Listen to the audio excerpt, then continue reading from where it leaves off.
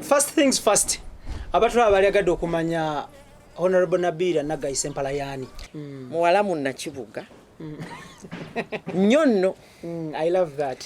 Taata wange yanzaalanga naye akyali mukozi wa gavumenti mu kiseera ekyo yali district veterinary officer e Kasese nga ye district veterinary officer we Kasese. Era mama wange aŋŋamba mu kiseera ekyo baabuukinga first class train. Uganda yaliko awo nno. Ng'omukyala w'olubuto alinnye first class train cabin emujje Kasese emuleete nga babuukinze Mengo Hospital. Emulete Kampala wali wansi azale Mengo Hospital. Era bazalira mu ddwaliro Mengo. Mina. Mu kiseera ekyo tata wange yali atambula nga abakozi ba gavumenti be bakolangira nze ndi wa mukisa tebereza bavuga kuva balinya train kuva Kasese kubanga tata wange yali akola. Ne banzalira mu Kampala naye Katonda ategeka ebintu. Era balinya train. Bajjera banzalire mu Kampala wano. Ddwaliro ly'Emmengo awo.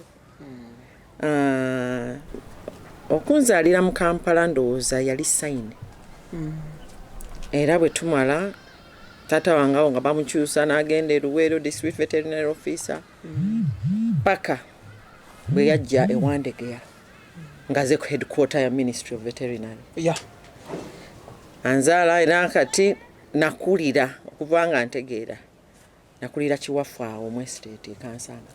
Wokulidde. Wenkulidde. Era abataka bemmanyi ba ku kiwafu awo Kansanga. Osomeddewa? Makindye East Kibuliddemu. Kibuliddemu eyo njitegeera nnyo nange. Kibuli Demonstration School headmaster wange bambi omugenzi Njuki. Yali chairperson wa Express. Era abasomesa bange mu Kampala bakyalimu headmaster Haji Ibrah Matovu yali teacher wange wa P2. Haji Kinene teacher wange P5. Mami Moses Sebunya bamumanyi smart man abera mu US. Oyali teacher wange wa P5 oluzungu lwenjogera lwa Kibuli awo ku ddemu. Okulira na kakungulu awo. Wate kakungulu teyali wawo na kyali kisaawe. Manyi nnyo ekkubo eryo kubanga twatambula kubanga ekkubo lyali lya ttaka maramu. Naye nga tuyitaawo mu kikuba mutwe bwe tutyo mpola mpola. Tugenda Ekibuli ku ddemu. Ne tusoma. Nawe namalira P7 naye nsoma bulungi nnyo. Nze nalowooza nga njagala Mary Hill kuba nyina senga wange Embarara. Nasenga wange yasomerayo njagala Mary Hill. Tata wange n'agenda kudda wano Kibuli Teeka Choice Kibuli Senior Secondary School. Okukana ngero ze y'Ekibuli. Nga bampadde bantimba. Nengenda nensoma Ekibuli kuba senior 1 paka senior 4. Good. Kati awo mu A-level. Combination yange. Amayina ali mulungi nnyo mu Lujamani ng'era nkubula kufuna 10 ku 10. Abampa combination eyo bali Mengo Senior School. Abawenzira ate Mengo mu Lubaga Senior School. Je wazaalibwa mu ddwaliro. Mu ddwaliro. Nengenda nensomera emyaka 2 Mengo Senior School A-level. Nempita bulungi nnyo. Nengenda Makerere. Kasozi k'abayivu. Otyo mu Kawempe. Ndowooza ndaba awo. Oli mu Kampala. Ni mu Kampala. Oli mu Kampala mwe weetooloolera bwoti. Nva wano division eno nziramu eno nkola bwenti ne kibaawo. Makerere no bakuwa course ki? Bampa Bachelor of Arts in Languages. Good. Era nakuguka mu nnimi translation French and German. Good. Mba nkyali awo ne tukola ebibuuzo. Nempangula scholarship eyantwala German. Ne weeyongerayo. Neeyongerayo okuva mu Kampala nga ngenda Bulaaya. Nensoma my first degree. Era aboogezi b'Olufaransa, bonjour. Aboogera Germany, guten Abend, guten Tag. Awo Idris gona atuyamba. Guten Tag. Yeah. Bwe namala nenfuna omulimu nga sinaba nakumala mu UNICEF. era nze omulimu ogwasookera ddala nali nkola mu UNICEF as a volunteer worker. Era omulimu ogwo nagukola paka we namala university nakola nga nsoma. That is good. Era bwe mmala okusoma otata wange yali retired akodese government biki basibo servant batata baffe tebaali bagagga naye nga baali batusomesa. Civil servant owedanga sente oluusi taba na motoka alina ya mulimu naye nga kyeyakola kye baakolanga kusomesa abaana okusoma. Yes. Bwe mmala ne nfunirawo omulimu mu Air France. Olwo gwa UNICEF ogutadde? Guli gwali gwange nga student kumbeezaawo kola kiri gwa training. Era bwe mmala ne ntandika omulimu gwa Air France. Era Air France nze omu ku baagireeta okusooka okuflyinga wano mu Uganda. Naye kati of course tekyaflyinga. Olwo mu Air France muno ng'okola mulimu ki? Wali air hostess? Yes. Buno obuwala eri wamala bwe yayimbako obuwala obuli mu nnyonyi ofaananya akawala akakola mu nnyonyi. Okitegeera? Beeba mmwe? Ng'era omuntu andaba nakamaama. Okay. Yes. Kati bwe mmala Omwami Sempala ndowooza nannengera. Yakulengerera mu nnyonyi. Era ndinze eri ku ttaka. Awo story era yeetoolera mu nnyonyi awo bwe watyo. Sozo Property Consultants UG be batuteekamu essente era nga basangibwa Kirekaawo. Kamuli Road meters 15 zokka bagula ebyawaka restaurant office ebikozeeko nga kwotadde amataka n'amayumba. Banoonye ku kibanja kya Facebook teekamu Sozo Property Consultants UG. Jja kulaba ennamba yaabwe bakubireko oba baweereze inbox ng'okubye ekifaananyi kyekyo ky'otunda. Musinkana Mwami Sempala. Yes. Obulamu bukyuka ate. Kati awo nali ndi best Nairobi. Nga kutambula wano kola ki kati awo nensalawo to leave the job nenzija nga njagala kola my masters. Nga abamakerere baagala nnyo nkomewo kole masters ndekikyalinge Makerere. Okay. Nenkomawo kati mu biseera ebyo oli muwala muto okuzaala awo kukuyingirirawo. Mwaka ki ogwo olwo? 98. Mwaka guyingiddewo ki kuzaala kuyingiddewo life ey'obufumbo n'etandika. That is good. Kati bw'etandika twali tubeeraawo nga ku Freedom City najja nankumbi ennyumba yaffe esooka we yabeeranga ng'era awo nenkolera mulimu nenfuna omulimu nenkolera ne Crane Pharmaceuticals babayita ba Heinz Haupt Group ba Germany company yaba Germany. Okay. Eri mu ddagala era nejja wano ng'etandise link eyagala kukolera wano ddagala. Nali administrative assistant waabwe kuba baali baagala documents ezinga nga ziri mu Germany biki so ate wali mulungi mu Germany.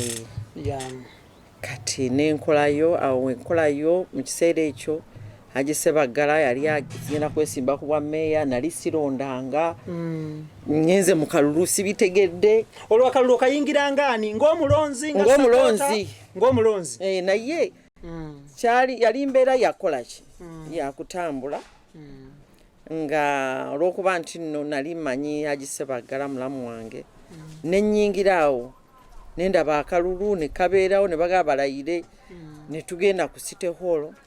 Nali simanyi na bakansala ng'abantu bannaayo omanyi kansala awo nange nali simanyi naye olw'okuba nti nno ku university nali activist.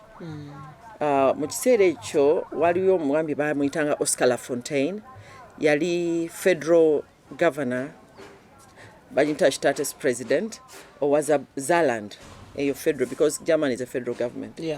Kati baina party bajitanga SPD Social Party Democratic yali ekola nnyo ne university associations. Kati nenkola nayo kati bwe nakomawo bwe nalaba politics awe nasinga okwagamba nti politics akyuka atyo wa Uganda mu Europe abadde atya. Kati bwe tuyingira Haji Sebagala bamulonze yamalawo akabanga katono embeera zikoze eki nange ate nziri mu byakuzaala ebyo saabitegeera bulungi. Kati time eyaddako tandise okulaba Ssebaana Kizito baani aba DP bakoze batya kati mu 21 lwentandika ddala okutegeera politics n'okumuyingira mu kiseera ekyo twalina abantu nga nyina obi wange Mike Mabike oyo obi wange ddala neyesimbawo naye nga ate yesimbye mu constituency ate nze gyenzaalibwamu gyenkulidde Makindye East ng'era abataka abamu nakola omulimu nga tebamutegeera kati nanoonya akalulu ako ngenda okulaba nti by the way omuntu gy'ozaalibwa w'okulidde kitegeeza boyinaawe ku kitundu ky'otegeera kati nnyingira politics naye era ng'omulonzi nga kakuyege naye bwe nakiraba 2 kubanga akalulu koolwo kayawukana 2 yali presidential general elections and parliamentary 2 yali local government kati nze agamba local government Nabilah Honorable Issa Kikungwe yali MP wa Freedom City banga Wakiso watandikira nze nga ndowooza nno Kampala kumba Wakiso umbe Wakiso mandinge nakwesimba okubwa kansala bangamba nti kati jaye mpapula oyina ogende Wakiso naye Wakiso nze njagala Kampala kati nze Wakiso mmanyi yoki tebaga nti wano wanatuwe muli ye border pida zone pida yawula Kampala ne Wakiso wali Namuli wano pida Namuli eri Kampala wano pida eri Wakiso ninga nfudde kati nze Wakiso mmanyi yoki ngamba kyeki mugenda naye nze ndowooza gwe mukisa gwe nasooka okufuna mu bulamu bwange obwa politics okutandikira mu kifo nga Wakiso obwa kansala egyo emyaka ena njibala nti nakola training era training eyo yankola bulungi era buli kyemula kyenkola ekyebyobufuzi musingi gwange kubeera kansala we Wakiso. Thank you. Omulungi alaba Ibrah Mukasa gemanya gange tuli ku extra digest mugoba nsonga tuli ne Honorable Nabilah Naggayi Sempala era nga tutunulira obulamu bwe tutunulira political career ye. Honorable njagala tutunulire emyaka jena ejoba kansala gyatambula bulungi nnyo. Emyaka era yali turning point ya politics. It was. Era nze ndowooza kyandibadde kirungi omuntu yenna ayingira politics atandikire kuwa kansala. Abantu banyooma training and experience naye ebizibu bye tufunye mu politics is because people think emirimu egirala gyetaaga experience nti politics teyeetaaga kibi nnyo nti the most important area tukwatako ffenna oba oli mu katale oba nguudo oba oliwo masomero katuli mu covid it's a political decision naye lwaki tunyooma experience nti omuntu atawetaagisa experience omuntu agenda okusalawo ekyuma kye bagenda ogula emulago mu committee omuntu agenda okusalawo oba oluguudo ki agenda okunegotiatinga ddaamu agenda okunegotiatinga looni lwaki tulowooza nti tulina okuzanyira no wonder abantu abali technical bajereza eggwanga ne balivuluga mwe babagambye ambawo abantu abagatta obugasi naye nga be badiringa nabo ba PhD be balina okulondoola okubuuza kano n'akataano ba masters balina experience bakoledde World Bank bakoze batya temufaayo mwe muleete buleesa abantu batuuleko nabo era ebyo bye mugamba bannayuganda nti bino eggwanga lyaffe lituuse etya wano ffe tulituusizaawo. Honorable njala tutunuulire when was that moment you thought of leaving the post of a councillor crossing over to a member of parliament? Because bw'oba otunuddemu awo honestly speaking bwe tulaba obanga waliwo okubuka amacyo mangi nnyo because if you look at the political distance it is really so big from a councillor to a member of parliament honestly. Nedda that would be the next level kuba nali councillor LC5 that's the district so mba ku district level. MPs represent constituencies because kati nze Sabagabo municipality nali ngikiikirira yonna as a woman councillor. It's just the position that was different. Okay. Biri ebiri bwe nfuuka councillor kubanga ndamala emyaka ena for councillorship. Biri ebiri paka biri mukaaga. nentunulira political mu kiseera ekyo opposition wano yokka yali DP naye nga nali siri just nti member wa DP oba naye nga opposition wano yali etegeeza DP era nenyingira mu DP Honorable Seninde Rosemary yali a woman MP wange Ian Cheyune was my chairman LC5 wa movement MP wange wa DP yali omugenzi Isa Kikungwe yali member wange wa parliament naye netegereza enkola ya pattern waliwo ekintu ekyantuukako ewa Kisyawo nekinfuula independent minded nenze nazaalibwa ndi independent kubanga I think taata wange mukwano gwange nnyo era he's my political I think he's my rights activist. That's good. Tewali lwatangamba nga Nabilah ate ekyo ki no you're good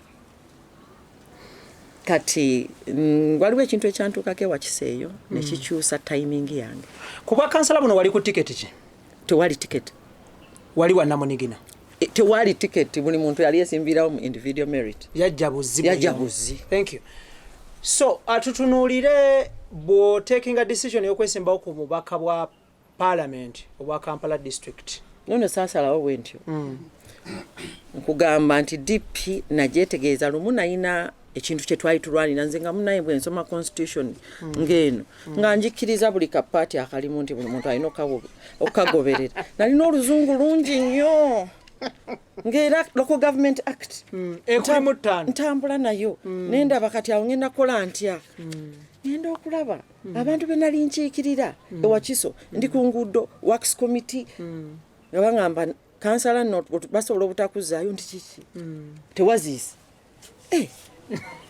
ninga ekyo tebakindaga mu constitution ogero yita mu ssemateeka nga tekiriimu naye nga ate abampa obululu bagamba ate ekyo kikulu nendandika okwebalansinga nembiteeka ku minzaani ate tewalabise ku mbaga yono ate ku lumbe lwoli tewalabise bakuyita ku fundraising mu kereziya tewajja wali bali bakwetaaga oli yafa tewaziika waakiri ate wandigeze n'osula mu lumbe neŋŋamba na bino mwebiri ani yabiwandiika ebyo tebabiwandiika bibeera bya mumwa naye ate nga byebikulu ye constitution by'abantu gye bakwata nga balonda eno eri mu luzungu tugirayirira mu bulayirizi ne bikomaawo mu kulayira naye abantu constitution zaabwe ziri mutwe gwabwe kati ngamba DP ngamba nga teyabiŋŋamba bino ekiba kibiina ngenda okulaba mbagamba nti katugina okukola bwotyo ogenda okulaba ng'oli akoze nga ye neŋŋamba pati eno nga sizitegeera yo movement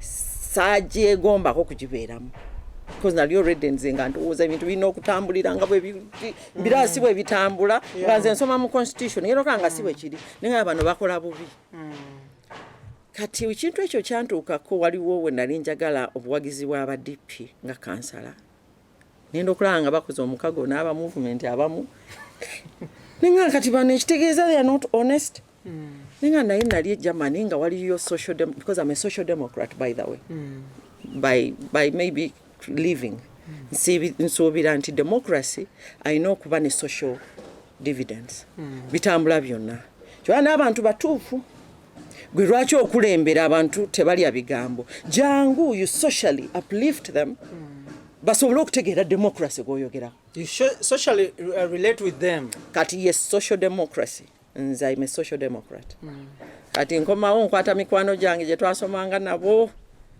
bagamba mutegedde batadde ebibiina tukole ekibiina sebo nenvaayo nempandiisa ekibiina awo wava SDP nenfuuka president era ye constitution ene yasooka Social Democratic Party era mubo kiraba nti kati party president mulaba wano kyali president Nabilahnaggayi Sempala nosaako omukono nensaako omukono nga tubizaayo mu electoral commission ndi kansala anti nze kati ebyenkola byewuunyisa so muforminga SDP amannya agasinga okuvuga mu SDP it is you and Honorable Mike Mabiki why kuga yali obi wange naye kwolwo yali akyali mu DP nga nkola SDP bonga bagamba bagenda ne Sebaggala Namboole nga baagala kuwangula Sebaana nze nve wa Kiso mbagamba nti nze siri mu bya DP nze nkoze ekibiina Sebagala yaŋŋamba tebakola kibiina olwanira mu ekyo kyosanzeewo neŋŋamba nze nga saagala kutandikira mu kulwana kati nze no siina nkwe kyova olaba nfunye ebizibu kyova olaba nti oluusi nsirika toyina nkwe bwe mba siiyogere mazima waakiri nsirika njala tutunuulire ekintu kya SDP kino njala tukigirewo ddala abantu tebakyerabira nange sikyerabira DP abamu ku bakungu mu DP besitajja kwatuukiriza mannya baava ne bemulugunya nti mwava kuno gwe ne Honorable Mike Mabike ne mugende Netherland ne mukukumba obutitimbe bw'essente buyitirivu nnyo in the name of DP nga mulaga nti SDP eri below DP banange abantu tebabafeera wakiwulirako ekintu ekyo abantu tebafeera abatu balabi baffe tewali muntu registration y'ekibiina kyonna gwesobola ogikukusa kayibe kyabwannakyewo n'olimba nti ate nze gundi no abantu bali organizations move freely naye lwakuba abantu tebaagala bwongo bwaffe kyobola nti obwongo bwaffe obumu buzimbye nnyo ebibiina bye tulimu mubayitiriddeko no ebibiina tewali kampuni etayagala muntu mugezi that's why olaba ezo zonna Silicon Valley abagundi bafuna abavubuka ngammwe nga bali sharp nga tujja musasula ssente bweziti amagezi ge gasobola okuzimba gundi naye kati mu political party wano ow'amagezi bamukuba tebamuganya kusembera wali kati ekintu kya SDP kino Honorable kati nkimala is it true you people got money from Netherlands nze njagala kugamba Mabike we yayingirira mu SDP kubanga eyo yonna nga ngitandika teyalimu no yali mu DP so njagala twawule ekintu ekyo bamala okuba Haji Sebagala ne ttiimu ya Mabike Namboole badduka bagamba Honorable Nabilah oliwa jayo ekibiina naffe tuyingire omwo ate nga Haji yali yagamba nti totandika kibiina sitandika kibiina eri biganye akumyeyo ttaano bakomyewo naye nze olwedde olw'okuba nali honest nali mpise bana abantu wammanga bakyaliwo omulala mugenzi nempita MP wange Honorable Isa Kikongwe nempita Kakande Paul nempita Honorable Sebuliba Mutumba Honorable Latifu nembagamba bannange saagala muwulirire mu ŋŋambo nti Nabilah takyali wa DP naye nze nkoze ekibiina SDP yasooka kuba Social Democrats of Uganda kati Mabike we bajja tukyusaamu kulinnya naye mba nkyakikola kane baŋŋamba mwanyinaze Kakande naŋŋamba yi mwanyinaze tubadde tukiinamu essuubi ddene buli kansala yo promising kati ekifo kyo tugenda kiteekamu omuntu ne bagala nedda naawe kati ndi party president atenzere kuba kansala I know waitawo yes I know ne mbagamba ngenda kunoonyeza ekibiina kyange the first seat in parliament that was a brave move I'm brave era batamanyi I'm very brave kati ntandika neno nga bamemba bange be baani baganda nga bali Makerere bato be bamemba baana bali ku university nanga meeting zaffe twalina office ngeri ku Solar House je nasasula nga wetutuula naye ate nga meeting zaffe singa kuba bamemba bange abasinga abaali mu kibiina baali ba student nga zituula ku guild canteen e Makerere kuba abasinga baana ba student ngera ngate ndi happy nga nvuga emotoka yange ne tunywa kaji bavude mu faculty ne twogera political party yaffe wajja tugitwala era mba nkyali awo ne mbagamba omanyi ngenda kwesimbawo ku bwemupi ne bagamba yes era that's why I love young people abavubuka tebalina buntuntu they didn't discourage you no they were the happiest omuna agamba nti nze mbeera wali mulago taata wange ye chairman nkubye nze party president nze candidate owa woman MP bamemba bange ab'amaanyi abali active ba student bonna bali mu university tugambye tutandise nkwata awo mu kiseera ekyo twali twakajja wano mu maka gaffe wano e Buziga 25 Nchanjudde ebidandisa lya tuyisa abalina political parties entono twegatte bikire mugamba twegatta naye nze nyina okwesimbawo. Nze ng'omuntu nteeka okwesimbawo. Nyina okwesimbawo nakala nedda lindako osooka olindeko kati ziwa kyali nenga ngenda kwesimbawo. Kati nkomawo babaana abavubuka myaka 18 19 ne bagala leeta obupapula. Tebwakwata omuliro. Kampala nekwata omuliro ne paka olwaleero Kampala yakwata omuliro naye nga akabiriiti akakwasa omuliro keeko. Thank you. Njala tutunuulire nva ntya mu SDP nyingira FDC. Lindako nga tonnagenda wawo. Njala tutunuulire bw'okeera ku makya n'oleeta political party SDP. Noga nti goyagala kwesimbawo ku bwa MP. Yes. Someone would think logically nti bw'oleeta political party ng'eno you would vie for the seat of presidency. I think that is a misconception eri mu Uganda. A political party is an institution eyetaaga okuzimba. Togitondawo negende competing ambunzo omanyi kati nafunye akamotoka kange kati njagala rutu ya Mombasa. So kopime emmotoka mmeka z'olina. Amerika bw'onangivuga emirundi emeka bwe kutukamu emirundi 3 ogenda gikola otyo olina kusooka gizimba. Nze my duty era ebirowoozo byange byali kangende nzimba ekibiina kye kikule mpola organically. Era abaana aba university be basparkinga abavubuka abato be bandeeta ku bwa woman MP. Thank you. Nga tutunuulire, it is a 2-in-1 question. Crossing from SDP to FDC. Era SDP efiirawa. Because kati olwaleero luno honestly speaking, it is nowhere.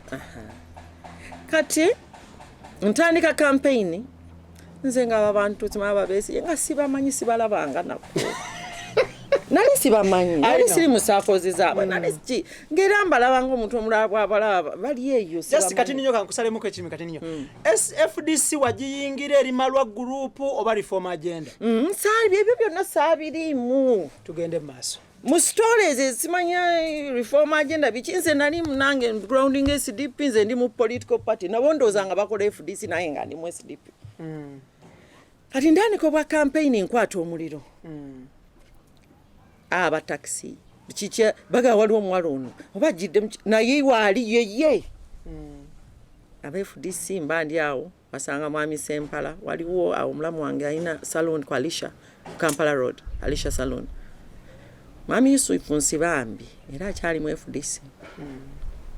Yali mukwano nnyo gwa mulamu wange oyo Edi. Amugamba Nabilah ono yandiyingidde FDC. Mwami Sempala akoma wangamba ndiyingidde nganze sibamanyi. Mpulira bawulire nali sibalabanga. Sibamanyi. Kujjako mawulire nti besi je namunona mutubiri gumu naye nga sibamanyi tetulyawe tugattira. Kati bajja ngamba kansoke netegereze era meeting yasooka nabagamba lwaki tetukola mukago. Mwasitegeera bigendererwa mukola mukago FDC ne SDP. Okay. Kati Yusufu oyo Nsibambi yakola kinene nnyo nga nedda omulamwa gwe gumu. Tetwawula yawula. Omulamwa gwe gumu kujja government eri mu buyinza. Yes.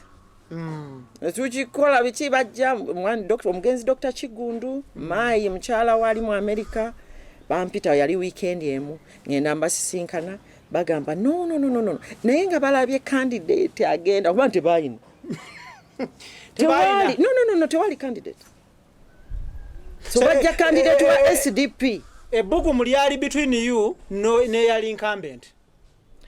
Nze nalinzize nga ngenda kukiikirira banna Kampala nga setunuulidde even ba incumbent nze nga nzize kukiikirira Kampala. Tugende mu maaso.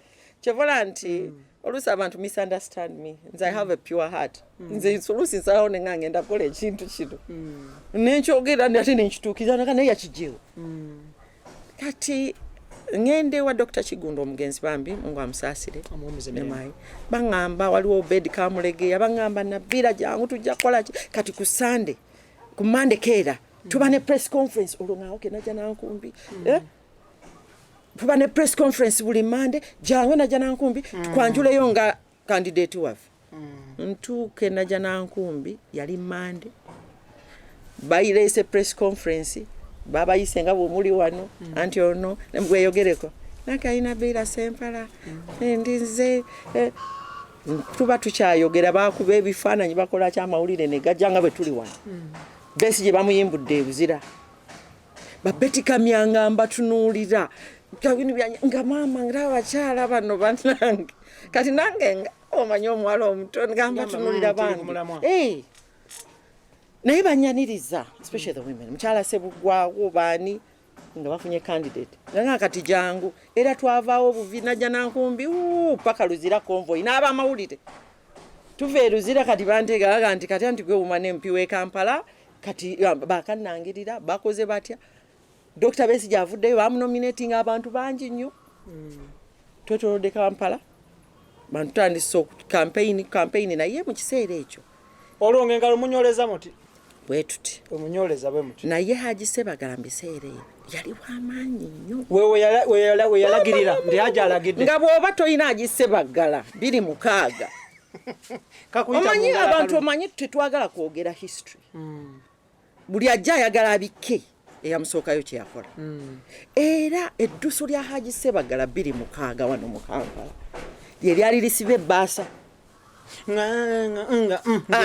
ng'etambula nga nzija nga Haji Sebagala kati bwe mala kufuna tiketi ng'ate nzirayo mu youth brigade Haji Sebagala nga yenoonya ate akalulu k'enkuyege Haji Sebagala olwo ye meya yalonda bwa meya bamabike balatifu nga kampu nzigumivu bugumu nga lyamaanyi mu Kampala kati wano waliwo bakandidate babiri Makindye West wano Mbidde ne Honorable Kyanjo Mbidde ne bagamba oyogera ki ku Haji Sebagala simutegeera ate DP nga Haji Sebagala Kyanjo jangu awo Haji we naayitawo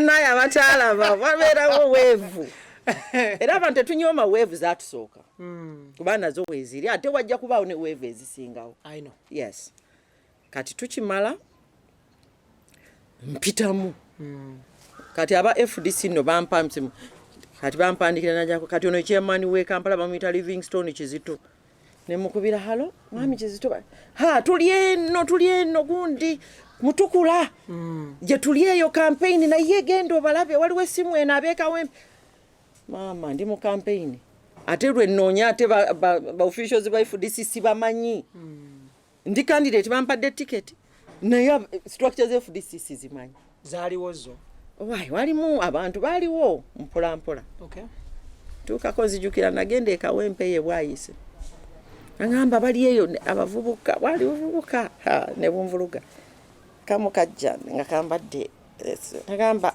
gwani nanti nze Nabilah nze kandi wavuddewo tumanyi of course sibamanyi that's why kyekindese mbamanyi no structures ngibya structures nze bandeetanga dangerous substitute kumaliriza game kati bangamba ate abasambi bano bwaba no coach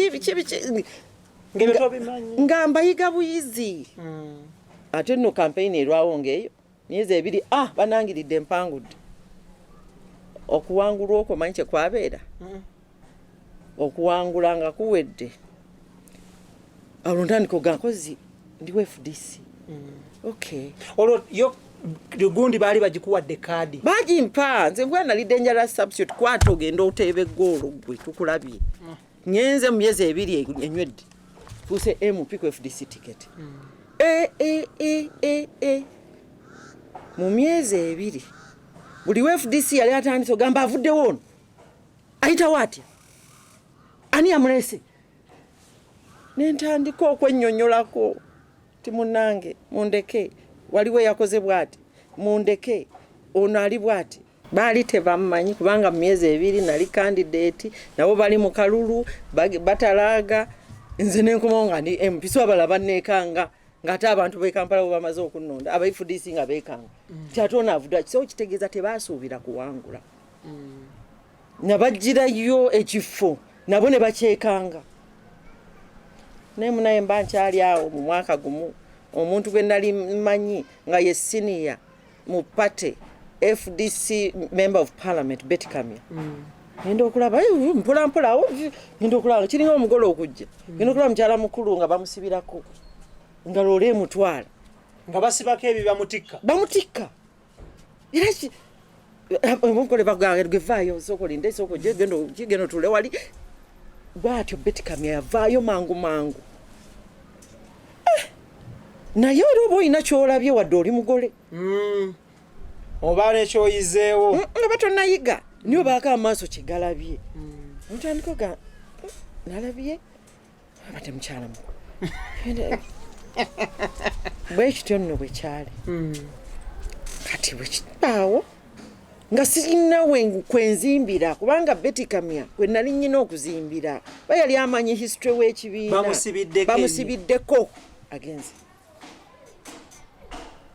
ntuuka mugundi nange olutalo luntandika bagamba tugenda kulonda structure gwe Nabilah toliiko olabika oli mbega omaze okuwangula siiti mu parliament kati olwofuuse embega navuddewa bagala kumanya ani yandeese tebamanyi munayindi self-made tebamanyi byonna nga sisobola kubinyonyola naye nafuuka mbega olwofuuka mbega mu FDC ku kisanja ekisookera yes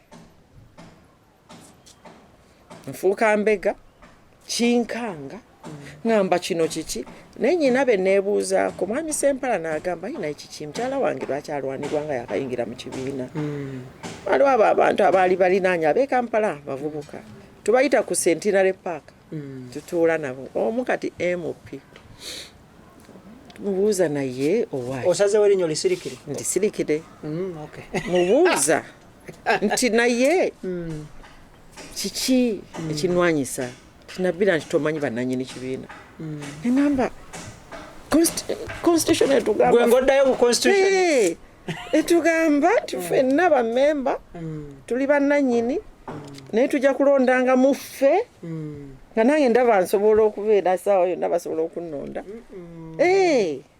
bwe wali olowooza bwe nali ndowooza mbagambye nti nze nakuzibwa civil servant amanyi nti ebeera aŋŋamba akawaŋŋamula nti owaayi tomanyi bannannyini kibiina nemugamba be baani nga tebabawandiika muno invisible hand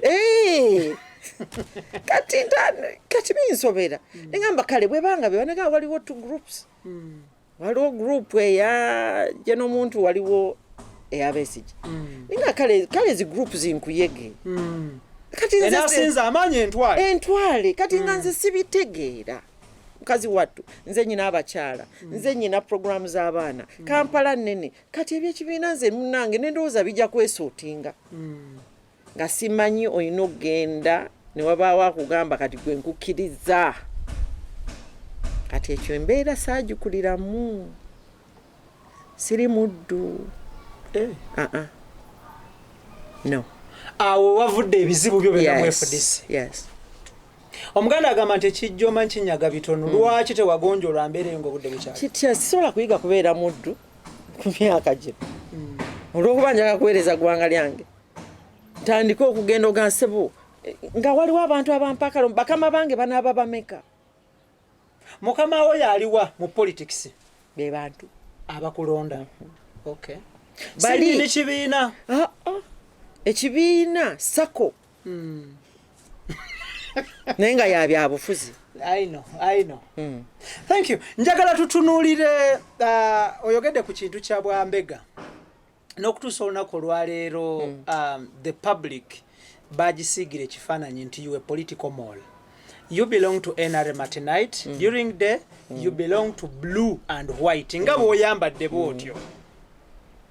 Nze gwe bagamba sikolerangako NRM era sikolangako nabo. Naye bonna abasinga mu gavumenti bakolerako NRM ng'ate bali waggulu nnyo NRM kati kubonange ani amanyi NRM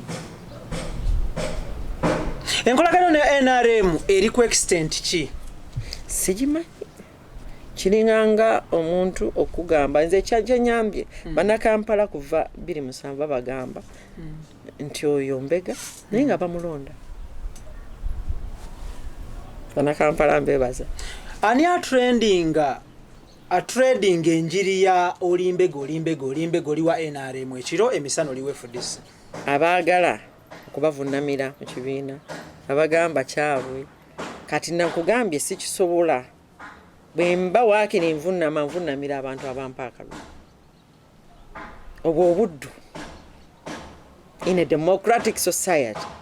No, that's not me. Ibrah K Mukasa gemanya gange tetugenda kubanga tusuka wano njala kwebaza team gentambule nayo Idris Lukwago, Tone Senabulya, Daniel Mugoya. Thank you so much. Eranga nsembyayo okwebaza omukulu wa Sozo Property Consultants UG abateka mu sente basangibwawo Kireka Kamuli Road meters 15 zokango yambuka mukono gwo ogwaddyo bagule bya office waka restaurant saloon amataka n'amayumba. Eranga banonyeko ku kibanja cha Facebook Sozo Property Consultants UG. Extra digest mugoba nsonga Ibrah K Mukasa gemanya gange tubadde ne Honorable Nabilahnaggayi Sempala eranga ateekateeka kukujja ku kifo ky'obwa Lord Mayor 22 mugumu ku tiketi ya FDC. Ekikulu nzija wa Lord Mayor kyekisinga obukulu. Thank you so much. Salamu alaikum. Alaikum salam wa rahmatullahi wa barakatuh. Mubeere bulungi mweraba.